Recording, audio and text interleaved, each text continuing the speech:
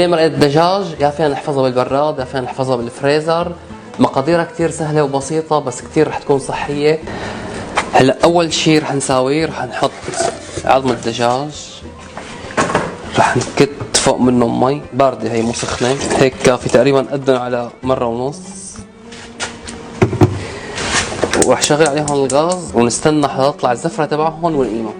هلا أول شي رح نقطع الجزر اللي عندنا، ماشي، قطع مو كتير صغيرة ما في مشكلة عليها. في عندي أنا هون البصلة رح اجيب تبع عيدان رنفل احطهم بقلبها،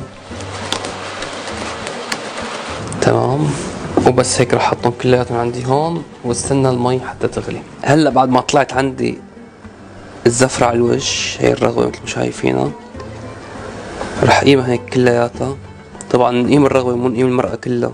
هلا نقيم هيك كلياتها ونتأكد انه ما عاد يطلع ابدا زفرة من جديد، فنتركها تغلي تقريبا شي 5 دقايق.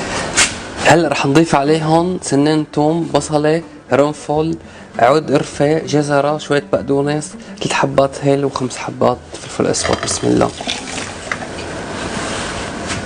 رح نتركهم هلا يغلوا 3/4 ساعة ونرجع نصفيهم. وهلا يا جماعة الخير بعد ما مرق تقريبا 1.5 ساعة وانا عم بغلي الدجاج، تمام. هلا هذا العظم شايفين راح داب يعني، فينا نقيمه مع جنب ورح صفيهم طبعا مرة ثانية اكيد. هلا رح صفيهم هيك بسم الله. واللي زادوا عندي رح ارجع مرة ثانية اشغل عليهم النار، تقريبا شغلت 3 ساعة ثانية او نص ساعة لحتى كمان يصير نصهم. رح ارجيكم كيف رح يصيروا.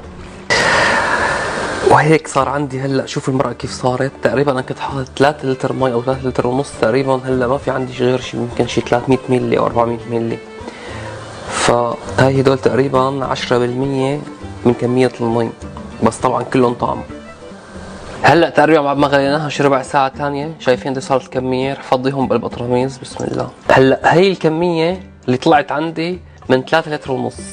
رح استناها لحتى تبرد وبعدين رح اغطيها حطهم بالبراد، وبكره ثاني نهار رح كمل لكم تصوير وارجيكم كيف رح يطلعوا. وهيك صار عنا جيليه مرقة الدجاج بعد يوم كامل حطيتهم بالبراد. شايفين كيف صايرين؟ شوفوا هلا اول شيء هيك يعني صاروا جيليه بمعنى الكلمه، وجيليه سميك كمان مو جيليه